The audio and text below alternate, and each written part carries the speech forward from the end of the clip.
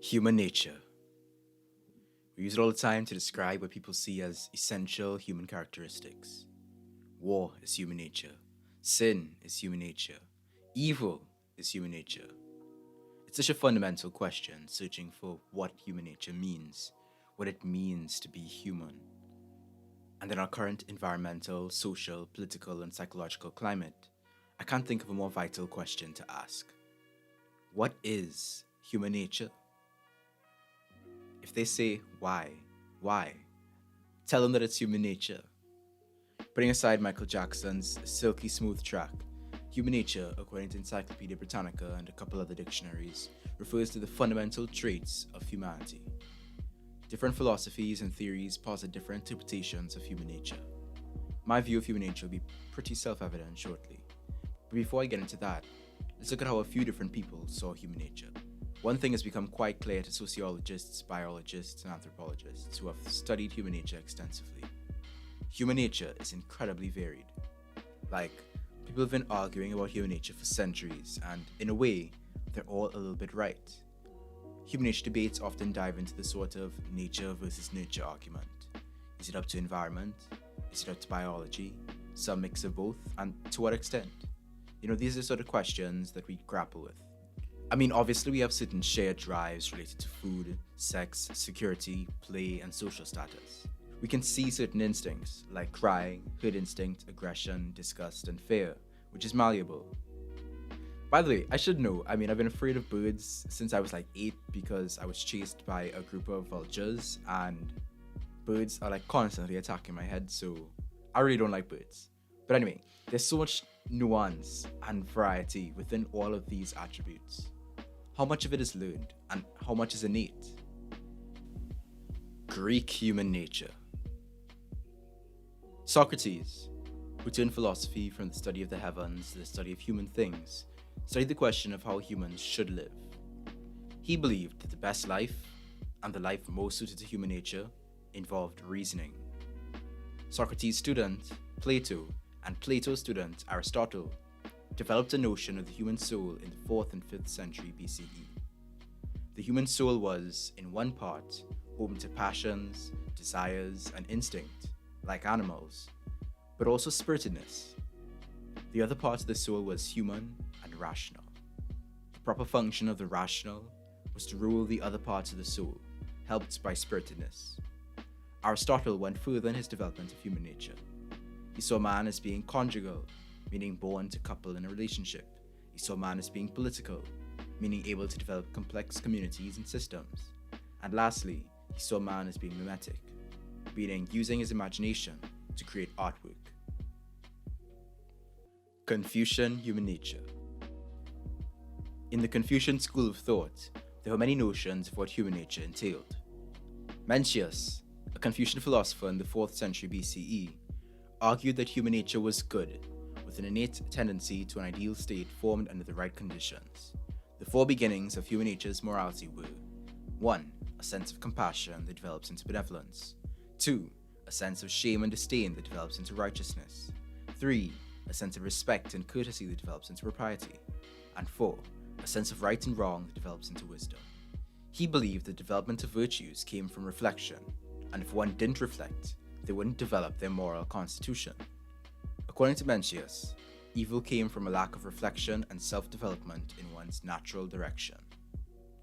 Meanwhile, in contrast to Mencius, Zunxi, another Confucian philosopher in the 3rd century BCE, believed that moral sense wasn't inherent to human nature, but had to be learned and reflected upon. He saw human nature as bad, and that learning was the only cure for the destructive and competitive natural ways of humanity. Legalist human nature. In the legalist framework of human nature is inherently evil and selfish. Not even education or self-cultivation could eliminate or alter it. One of the leading proponents of legalism in the 3rd century BCE was Han Fei. He argued that everyone is motivated by their unchanging selfish core to take advantage of whoever they can, especially when they know they can get away with it. So political systems had to account for human selfishness and allow people to pursue their selfish interests in a way that benefits the state. Legalists wanted checks and balances on power, as well as the use of rewards and punishments. because they also believed that likes and dislikes were inherent to human nature. Christian human nature. The Christian view of human nature is varied and diverse, but its essence holds some basic assertions. Firstly, that humankind has its origins in God. Secondly, that humans bear the image of God. And thirdly, that humans are supposed to rule the rest of creation. The image of God distinguishes human nature from that of the beasts. They can make decisions and rule, set goals, and be righteous, all just like God. However, according to the Bible, human nature also allows free choice.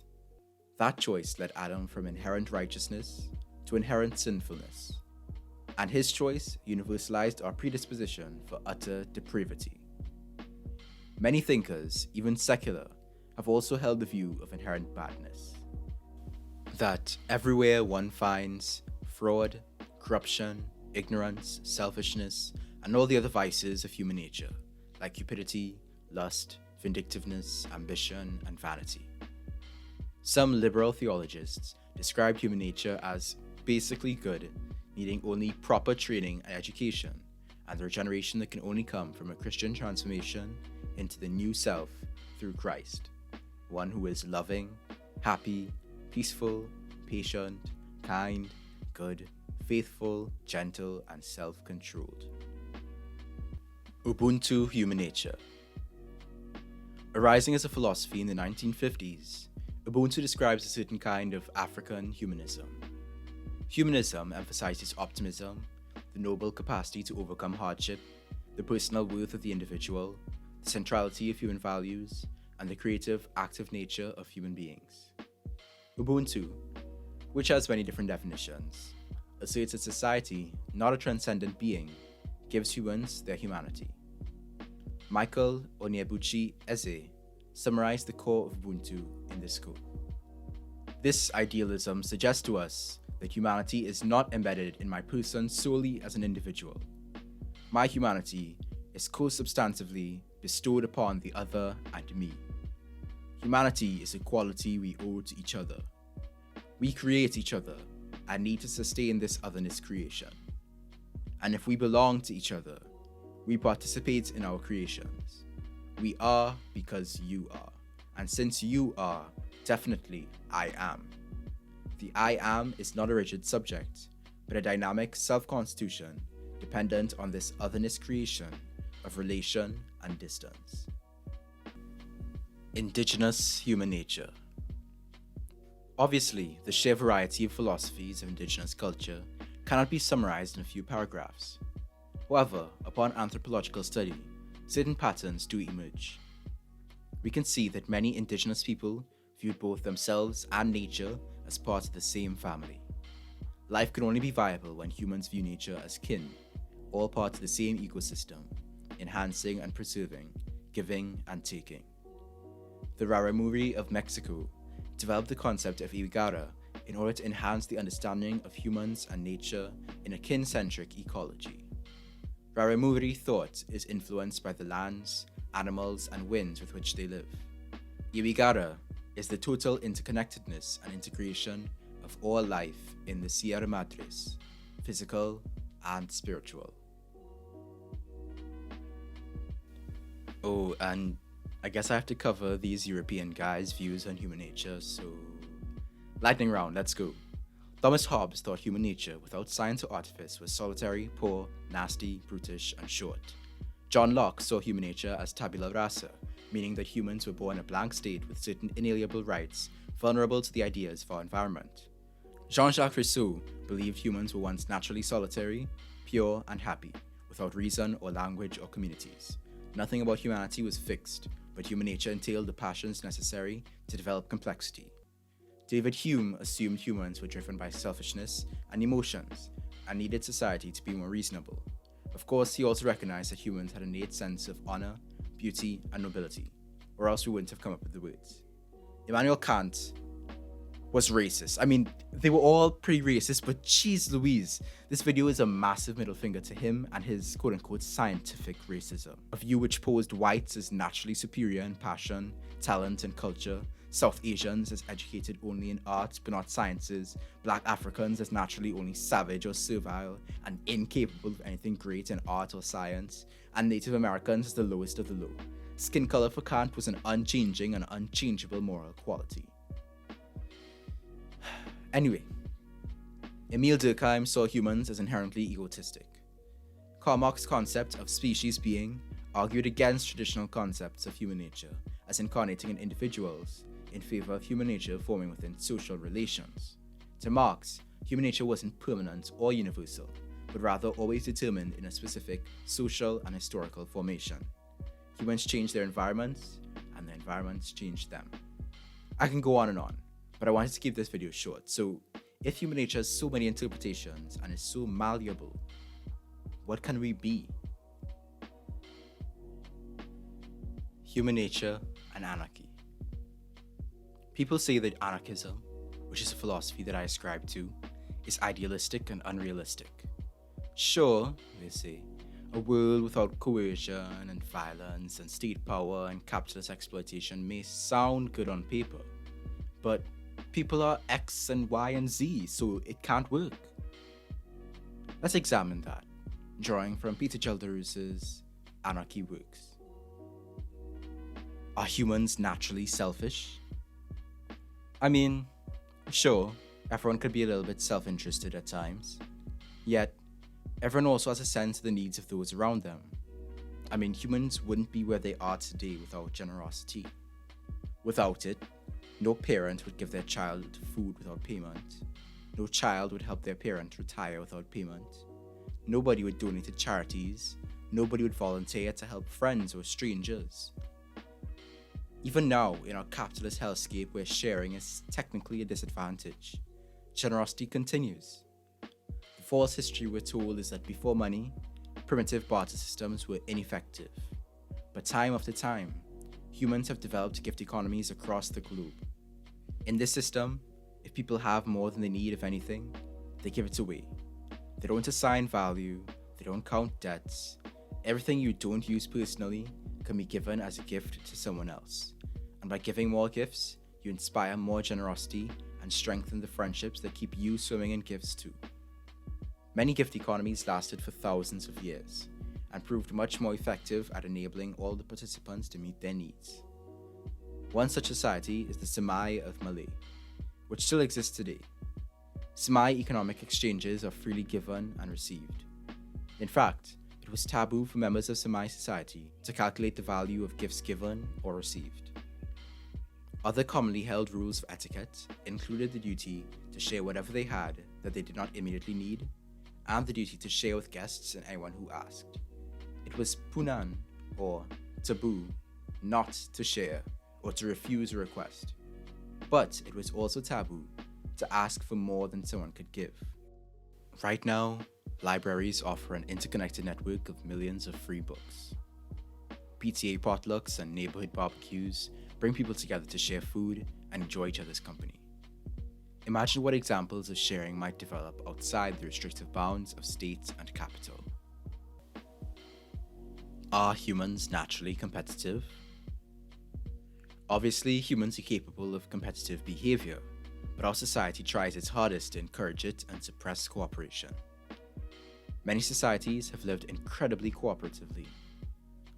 Unfortunately, most have been integrated into capitalism through colonialism, slavery, warfare, and destruction. But we have accounts. For example, there's this one real rude white dude, Colin Turnbull. He was invited by the Mbuti to live with them in the 1950s. The Mbuti hunter-gatherers of Central Africa have traditionally lived without government, supposedly since the time of the Egyptian pharaohs. Not due to isolation, mind you, as they're well aware of the outside world, but they've chosen to retain their identity as children of the forest. The Mbuti were incredibly egalitarian, promoting cooperation and reducing competition as much as possible. They gathered and shared food communally. Children lived highly autonomously and learned group harmony and cooperation through fun games, and gender was highly downplayed.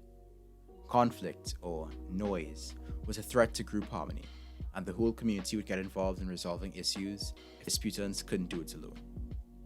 The Mbuti unfortunately, have since been violently ravaged by cobalt mining, environmental destruction, and cannibalism against them. No one is speaking out for them. More victims of capitalism that no one considers. But it goes to show, everyone can learn cooperative behaviors when they have the need or desire to do so. Sociological studies have found that in nearly all natural disasters, cooperation and solidarity among people increase, and it is common people, not governments, who voluntarily do most of the work, carrying out rescues and protecting one another throughout the crisis. The choice now is competition, environmental destruction, or collaboration and a better world. Are humans naturally patriarchal? Patriarchy is one of the most ancient forms of oppression. Male domination over women has existed for centuries. Surely, this is natural. Not so. Firstly, many societies have had more than just two gender categories, and they also allow gender transition. Prehistoric art depicts people of no gender and people of ambiguous gender. Gender was fluid. The entire notion of two fixed genders is one particularly insidious lie. I mean, even if we're just talking about sex, many people are born intersex. Our biology exists on a fluid continuum too, and our binary conception of gender is incredibly unnatural. Patriarchy has always been resisted by queer folks in groups like Fierce, religious reformers like Anne Hutchinson, and countless feminists across the globe. Of course, patriarchy hasn't even existed everywhere. There have been non-patriarchal societies like the Ubuntu with their gender fluidity, pre-colonial Igbo with their autonomous spheres of life, and the Haudenosaunee with their matrilineal egalitarian society. Colonial brainwashing and patriarchal notions of gender and society have ravaged us and built exploitative systems of domination. We need to start questioning what we've been told is natural, recognize the lies that cement power, and begin fighting back. Are humans naturally warlike?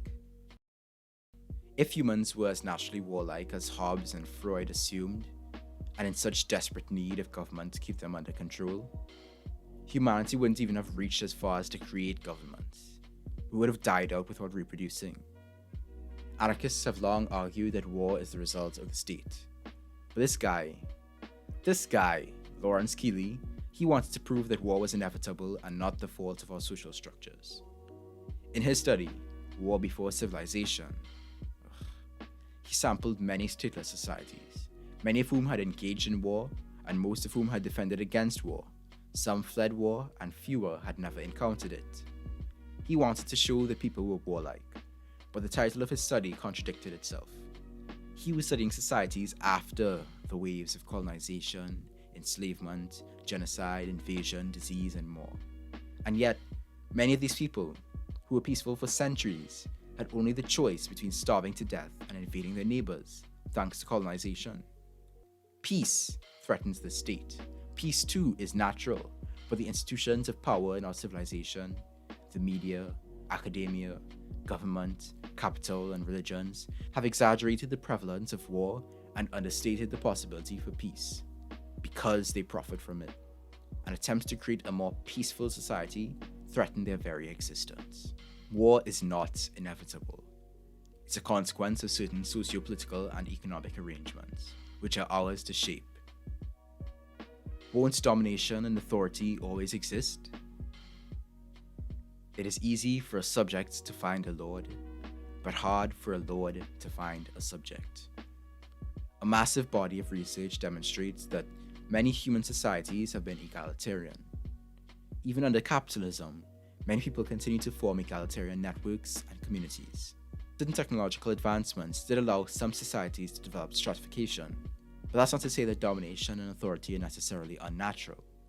Some early societies were highly patriarchal and violent, even without technology. Humans are capable of both authoritarian and anti-authoritarian behavior. The most common forms of inequality have tended to be along gender and age lines.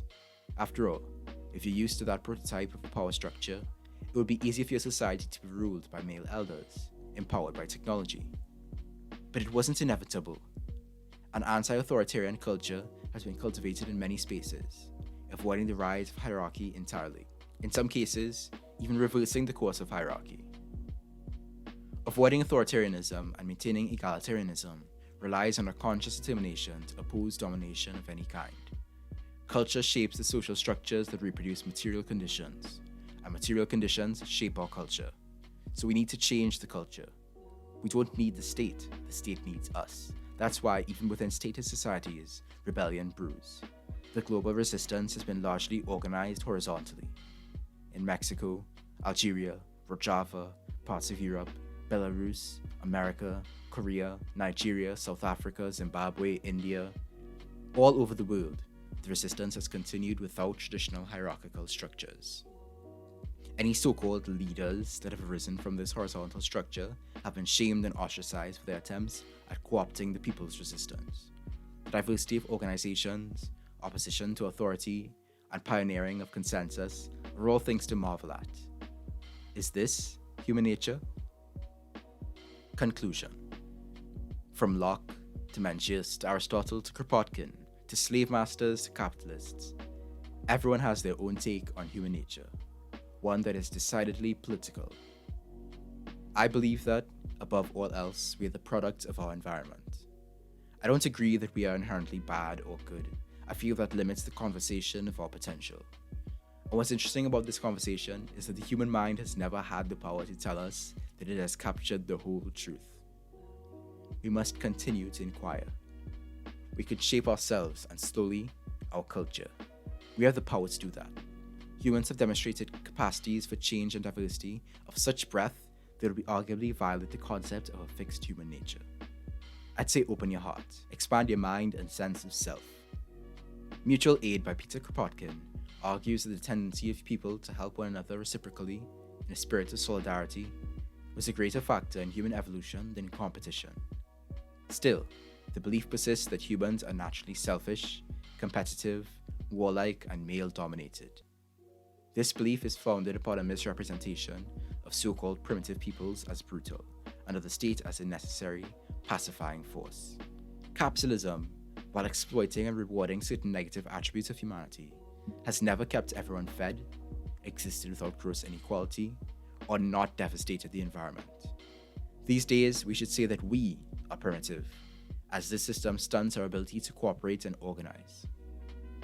Human nature, as Peter Childress describes, is a cultural value, an idealized and normalized mythology that justifies the way a society is organized. Western civilization devotes an immense amount of resources to social control, policing, and cultural production to reinforce capitalist values. The Western idea of human nature functions as a part of this social control, discouraging rebellion against authority. We are taught from childhood that without authority, human life would descend into chaos. Question the narrative. Our relationships extend far beyond our bodies and our minds. We live in communities, depend on ecosystems, need relationships for emotional health.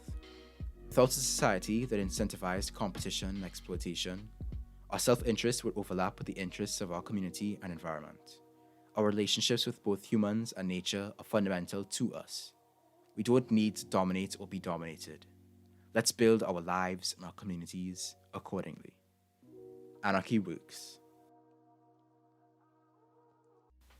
Hey, so I just want to say thanks for watching this video. Be sure to like and subscribe and leave a comment if you enjoyed. I'm really trying to sort of build my channel, so every little bit of support helps. Be sure to share it as well, and if you want, you could follow me on Twitter @_SaintDrew. You could shoot me some money on Buy Me a Coffee, or you could check me out on medium.com/@saint.drew. Peace.